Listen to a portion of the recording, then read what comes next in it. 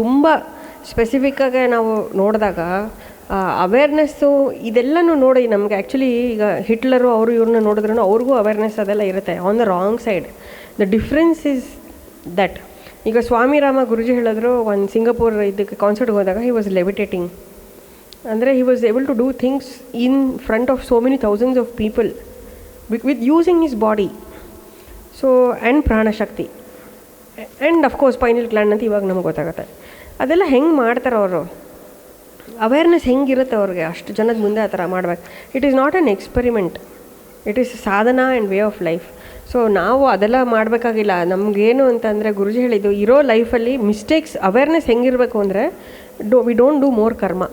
That kind of awareness we should have. We should not generate any more karma. I am telling seriously. ನಾವು ಇಲ್ಲಿ ಬಂದುಬಿಟ್ಟು ನಮ್ಮ ಮೂಗು ನೇರಕ್ಕೆ ಮಾತ್ರ ಲೈಫ್ ನೋಡಿ ನಮಗೆ ಇಷ್ಟು ಪ್ರಾಬ್ಲಮ್ ಇದೆ, ನಮಗೆ ಏನು ಪ್ರಾಬ್ಲಮ್ಮೇ ಇಲ್ಲ, ನಮಗೆ ಪ್ರಾಬ್ಲಮ್ ಇದೆ, ನಾವು ಪ್ರಾಬ್ಲಮ್ ಥರ ನೋಡಲ್ಲ, ಅಷ್ಟೇ ನಾವು ಮಾತಾಡ್ತೀವಿ. Our awareness is very very limited. Guruji ಹೇಳ್ತಾರೆ ಕೂಪಕ ಮುಂಡಕ ಥರ ನೀವೆಲ್ಲ ಅಂತ.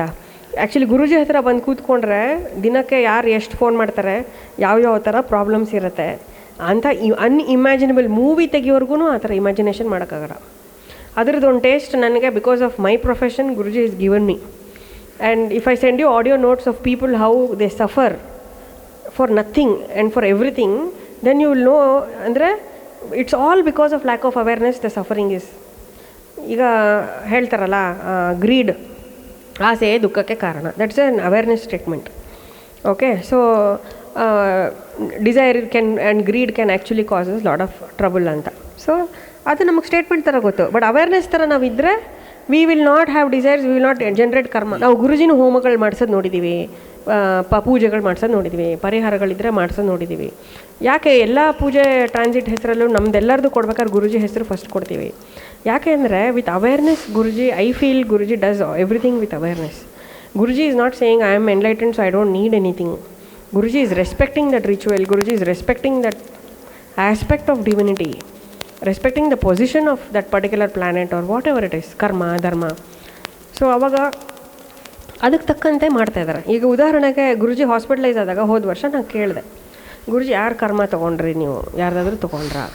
ಗುರುಜಿ ಸೈಡ್ ಯಾರ್ದು ತೊಗೊಂಡಿಲ್ಲ, ಇದು ನಂದೇ, ಡಿಸ್ಕಷನ್ ಈಸ್ ಓವರ್, ಹೋಗು ಅಂತ ಹೇಳಿದ್ರು. ಅಂದರೆ Guruji I don't know whether Guruji did not want to talk about it or Guruji owning up to the karma, ಅದು ಗುರುಜಿ ಕರ್ಮ ಅಂತ. ಬಟ್ ನಾನು ಹೇಳ್ತಿರೋದೇನೆಂದರೆ ಅದನ್ನು ರೆಸ್ಪೆಕ್ಟ್ ಕೊಡಬೇಕು. ಬಟ್ ಇನ್ನು ಈ ಜನ್ಮದಲ್ಲಿ ಇನ್ನು ಎಷ್ಟು ಕರ್ಮಗಳು ನಾವು ಮಾಡ್ತೀವಿ, ಅದು ಯಾವ ಥರ ಇರ್ತೀವಿ, ಯಾವ ಥರ ಕರ್ಮ ಮಾಡ್ತೀವಿ ಇಸ್ ವೆರಿ ಇಂಪಾರ್ಟೆಂಟ್. ಅದು ಸ್ಟಾರ್ಟಿಂಗ್ ಪಾಯಿಂಟ್ ಆಫ್ ಅವೇರ್ನೆಸ್ ಅಲ್ಲೇ ಬರುತ್ತೆ ಅಂತ ನನಗೆ ತುಂಬಾ ಅನಿಸ್ತದೆ. People their suffering is not a suffering at all. ಅಂದರೆ ಅವ್ರ ಮನ್ಸು ಮಾಡಿದ್ರೆ ಸರಿಯಾಗಿ ಯೋಚನೆ ಮಾಡಿ ಇಷ್ಟೆಲ್ಲ ಅವರು they don't have to go through all this. Just because she wants one particular thing she is ready to do anything for that. ಹಾಗೆ ಒಬ್ರೊಬ್ರಿಗೆ ಒಂದೊಂದು ಅಜೆಂಡಾ ಇರುತ್ತೆ, ಅದಕ್ಕೋಸ್ಕರ ಏನು ಬೇಕಾದ್ರೂ ಮಾಡೋಕ್ಕೆ ರೆಡಿ ಇರ್ತಾರೆ. ಹಂಗೆ ಇರಬಾರ್ದು, ಬ್ಯಾಲೆನ್ಸ್ಡಾಗಿ ಇರಬೇಕು. ಶಾರ್ಪ್ನೆಸ್ ಅನ್ನೋದು ಡಿಸಿಷನ್ ಮೇಕಿಂಗೂ ಅದೇ ಥರ ಇರಬೇಕು.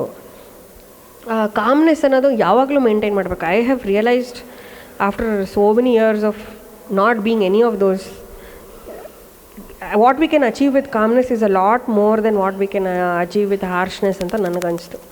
ಯಾಕೆಂದರೆ ಹಾರ್ಷಾಗಿ ಮಾತಾಡೋಕ್ಕೆ ನನಗಿಂತ ಚೆನ್ನಾಗಿ ಯಾರಿಗೂ ಬರೋಲ್ಲ. I know that very well. So if I want to be harsh or rude to somebody I can be, I mean it's very easy for me to be like that. Triply. So, a drop of a hat you can illa. be more harsh. We are one. I can be 100. You can be three times more sharp. Yes, I can be like that. And I have heard and, Amma. If we are one person crooked, you can be n to the power of n crooked. Crooked, I'm not sure. I am telling you. I am telling you. Because I can't think crooked is what I believe, but definitely rude, harsh. I can be anything, blunt. And Amma used to always tell me, your tongue is very sharp, ninge gottagala, ನೀ ಹೇಳ್ತೀಯ ಒಂದೊಂದ್ಸತಿ it hurts ಅಂತ.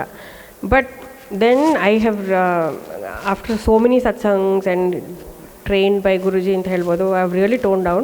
And it was last year when Guruji really got hospitalized was when my major part of my realization happened that we should value people. See, like when Guruji was quite critical ಅವಾಗ. That's when I realise like see ನಮ್ಗೆ ಯಾವ ಟೈಮಲ್ಲಿ ಏನಾಗುತ್ತೆ ಯಾರಿಗೆ ಅಂತ ಹೇಳೋಕ್ಕಾಗಲ್ಲ. ನಾವು we take everybody for granted just because we want to express our views or opinion or whatever we think and we feel it's strong to be like that. Okay ಹೇಳ್ಬಿಟ್ರೆ ನನಗೆ ಯಾರು ಕಂಡ್ರೂ ಭಯ ಇಲ್ಲ.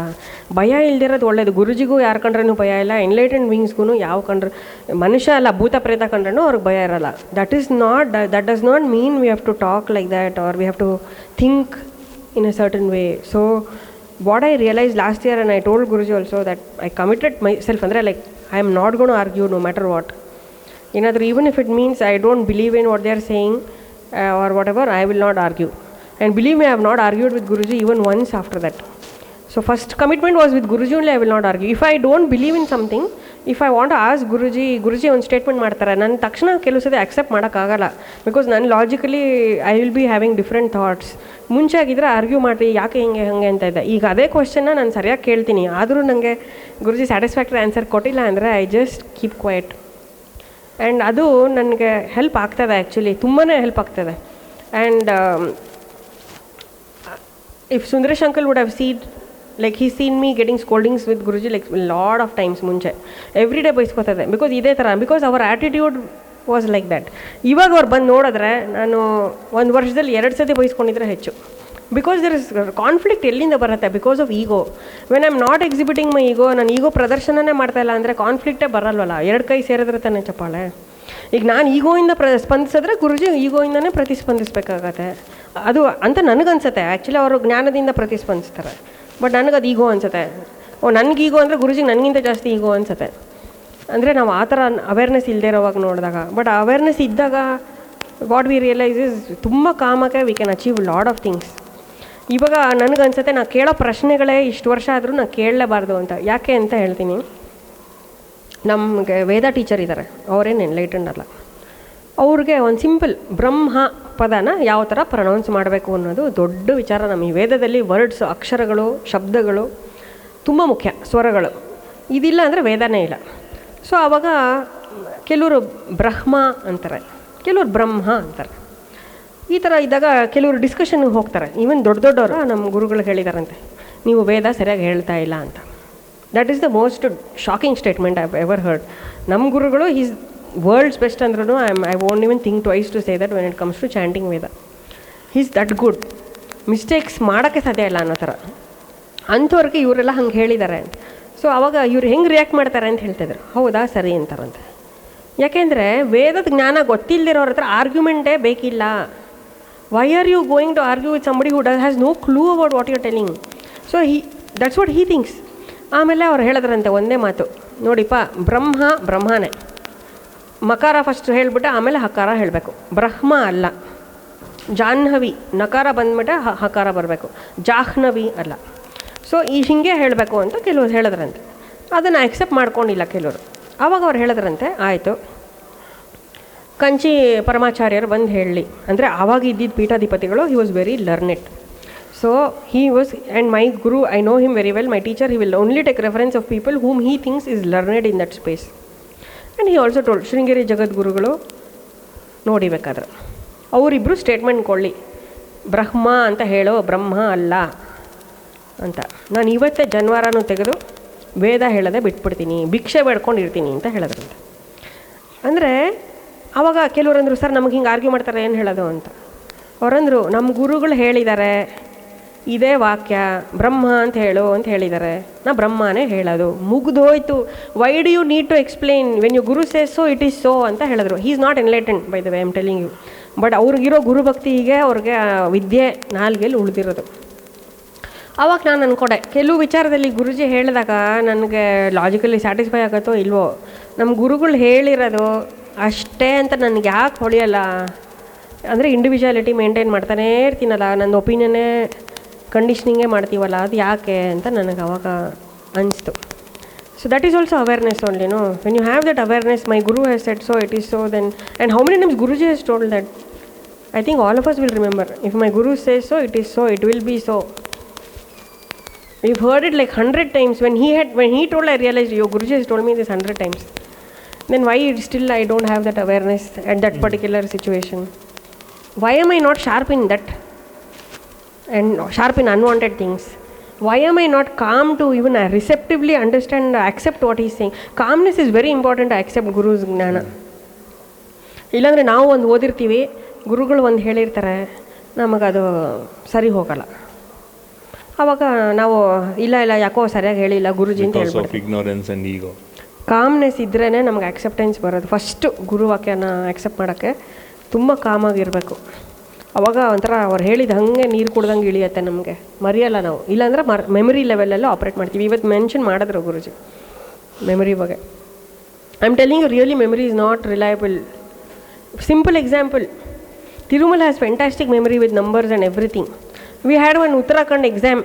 ಲಾಸ್ಟ್ 3 ಡೇಸಿಂದ ಓದಾಡ್ತಾ ಇದ್ದೀವಿ 3 ಜನ, ನಾನು ಡ್ಯಾಡಿ ತಿರುಮಲ ಕೂತ್ಕೊಂಡು hours together we are doing that. Certain things he tried to recall from his memory. We didn't do a check of the book and those answers were wrong. No matter how learned we are, no matter how prachanda our memory is, we can still fail. Because of your piezoelectric levels. We have to crystals. ಅದು block ಆಗಿದ್ರೆ ನಮಗೆ block ಆಗೋ ಸಾಧ್ಯತೆ ಇರುತ್ತೆ. It is not glowing, that's all. So ನಾನು ಹೇಳ್ತಿರೋದು ಏನು ಅಂದರೆ, ಮರ್ತೋಗಿದ್ದ ವಿಚಾರಕ್ಕೆ ನಾನು ಹೇಳಿದ್ದು ಹೆಂಗೆ ಮರು ಬರುತ್ತೆ ಅಂತ. ಅಂದರೆ ಮರು ಬರುತ್ತೆ, ಮೆಮರಿ ಮೇಲೆ ರಿಲೈ ಆಗಬೇಡಿ ಅಂತ ಗುರುಜಿ ಯಾಕೆ ಹೇಳ್ತಾ ಇದ್ದಾರೆ ಅಂದರೆ, ಇಟ್ಸ್ ರಿಯಲಿ ನಾಟ್ ಇಂಪಾರ್ಟೆಂಟ್. ಜ್ಞಾಪಿಸ್ಬೇಕು ಅನ್ನೋ ಟೈಮಲ್ಲಿ ಯಾರೋ ಒಬ್ಬರು ಜ್ಞಾಪಿಸ್ತಾರೆ ಅಂತ. ಇವಾಗ ಅದು ಗುರುಜಿ ಹೇಳ್ತಾರಲ್ಲ, ದೇವಿ ಇದ್ದಾಳಲ್ಲ, ನಿಮ್ಗೆ ಯಾರ್ಯಾರು ಇಷ್ಟು ಜನ ಶಿಷ್ಯಂದ್ರೆ ಇದ್ದೀರಲ್ಲ, ಯಾರ್ಯಾರ ಮುಖಾಂತರ ಪ್ರೇರಣೆ ಕೊಡ್ತಾಳೆ ಬಿಡು, ಯಾರೋ ಒಬ್ರು ಬಂದು ಹೇಳ್ತೀರ ನನಗೆ, ನಾನು ಮಾಡ್ತೀನಿ, ನಿಮ್ಮ ಧರ್ಮ ಅದ ನೀವು ಮಾಡಿ ಅಂತ. That is why I feel that when you get to that place you don't even need to have ಅಂದರೆ depend on your memory. The piezoelectric, I don't know what it is. Guruji ಹೇಳಿದ್ರೆ ಇವತ್ತು, you have to be enlighten to know what it is ಅಂತ. Even Google says the same thing. Scientifically, nobody knows what it is. Yeah. It all comes from culture, samskara, spiritual culture, plus religious culture. ಅದರಲ್ಲೂ ಅವರು sleep ಅಂತ ಹೇಳ್ತಾರಲ್ಲ, we have to put our mind to sleep first. Yeah, exactly. Overthinking mind has to go to sleep. Yeah. And ಆವಾಗ ನಮಗೆ help ಆಗುತ್ತೆ. ಇವಾಗ uncle worked on somebody recently who has dreams. So dreams ಹೆಂಗೆ ಕಾಡಿಸುತ್ತೆ ಅಂತ. See that is all like, ಕೆಲವು ಸತಿ things are beyond your control. You don't know what is happening. You can even sleep peacefully. ಕರ್ಮ ಹೆಂಗೆ ಆಟಾಡ್ಸತ್ತೆ ಅನ್ನೋಕ್ಕೆ. Because finally ಅವ್ರಿಗೆ ಗೊತ್ತಿರಲ್ಲ, lac of awareness ಇರ್ಬೋದು, ಯಾರಿಗೋ ನಿದ್ದೆ ಮಾಡೋರಿಗೆ ನಿದ್ದೆಯಿಂದ ಕೆಡಿಸಿರ್ಬೋದು, ಅಥವಾ ಏನೋ ಹೆದರ್ಸಿರ್ಬೋದು, ಏನು ಮಾಡಿರ್ತಾರಲ್ಲ ಹೋದ ಜನ್ಮದಲ್ಲಿ ನಮಗೇನು ಗೊತ್ತಾಗಲ್ಲ. ತುಂಬ ನಿದ್ದೆ ಬರ್ತಿತ್ತು, ಅದಕ್ಕೇನಂತೀಯ? ಅದು ಕನಸು ಬಗ್ಗೆ ನನಗೆ ಗೊತ್ತಿಲ್ಲ, ನಾನು ಕನಸು ಬಗ್ಗೆ ಮಾತಾಡ್ತೀನಿ. ಎಕ್ಸಾಕ್ಟ್ಲಿ. ಅಂದರೆ ನೀನು ಯಾವ ಥರ ನೀನು ಚಿದಗ್ನಿ ಇಲ್ಲಿಂದ ಪ್ರಜ್ವಲ ಆಗಿ ಅದು ಮೇಲೆ ಹೋಗಿ ನಮಗೆ ಪ್ರಜ್ವಲ ಆಗತ್ತೆ ಅಂತ ಹೇಳಿದ್ರು. ಅದೇ piezoelectric crystals. That is the crystal, ಅದೇ reflection. That is what triggers the piezoelectric crystals in the pineal gland. That is what which gives Agni for your whole body through that brain, pineal gland. ಅದಕ್ಕೆ ಚಿದಗ್ನಿ ಕುಂಡ ಸಂಭೂತಾಯೇ ನಮೋ ನಮಃ. ಚಿದಗ್ನಿನ ಎಬ್ಬಿಸೋದು ಅದೇನೇ. ಇಲ್ಲ ಏನೇ ಮಾಡಿದ್ರು you will be ಮೊದ್ದೆ. All of you will be ಮೊದ್ದೆ. You are a damp squib. You have to highlight first and enlighten your you have to light your consciousness. Chidagni. You have to set fire to your chit, a spark in the chits, and that piezoelectric crystals in the pineal gland will completely keep it glowing like a burning ember. ಬೂದಿ ಮುಚ್ಚಿದ ಕೆಂಡ ಆಗತ್ತೆ. The whole of today is only ಬೂದಿ ಮುಚ್ಚಿದ ಕೆಂಡ. ನೀವೇನಾಗಿದೆ, ಬರೀ ಬೂದಿ ಮುಚ್ಚದೇ ಇರೋ ಕೆಂಡ. Okay, that is what it is.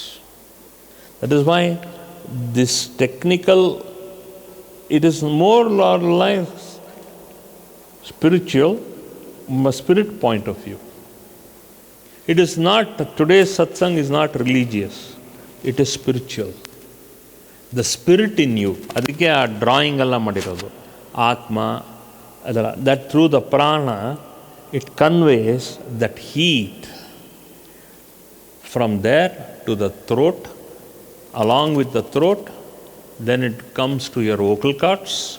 Vocal cords in the it completely glows inside your Agnya Chakra, and from Agnya Chakra it goes to the Sahasrara, and Sahasrara it is completely glowing. There is a whole beauty of satsang today. That is why these are the 5 points which you have to highlight. For more satsangs from Sri Sri Nimishananda Guruji, subscribe to this channel. Click the bell button below to get notifications. Like and share the video and spread the divine message.